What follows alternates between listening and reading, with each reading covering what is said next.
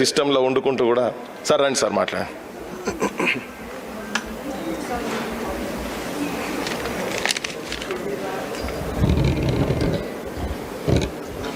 సభకు నమస్కారం.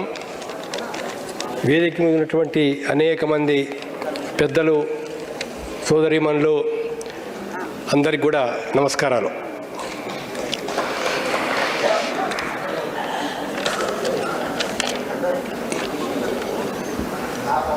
ఒక వ్యక్తిలో ఉండేటువంటి నిజాయితీ, ప్రజల మీద ఉన్న ప్రేమ, దేశం మీద ఉన్న ప్రేమ, తన తెలంగాణలో జరుగుతున్నటువంటి ఒక ఆధిపత్యాన్ని ఎదిరించేటటువంటి వ్యక్తిత్వం అది ముచ్చెర్ల సత్యనారాయణది.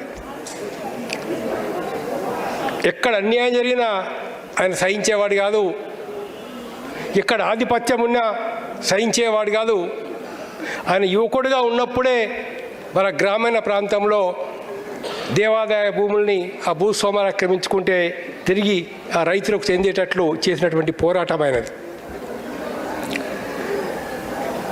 ఎల్లప్పుడూ తెలంగాణ ధ్యాస, తెలంగాణ సోయి, తెలంగాణకు ఏం జరుగుతున్నది, ఎక్కడి నుంచి అన్యాయం జరుగుతుంది తెలంగాణకు అని కనిపెట్టుకొని ఆయన భవిష్యత్తును దర్శించాడు. ఏం జరిగిపోతుంది భవిష్యత్తులో అనేటువంటి విషయాన్ని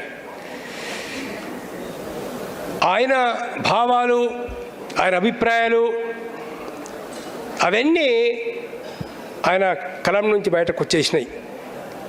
ఒక కళాకారుడిగా, కవిగా, జానపద కళాకారుడిగా ఆయన వ్యక్తిత్వాన్ని ఏదో సమాజం లోపల జరిగే ప్రతి అన్యాయాన్ని ప్రశ్నించేదిగా ఉంటుంది. అక్కడ కవిత్వం అంటే మామూలుగా ఏదో మామూలు కవిత్వం అనేది కాదు.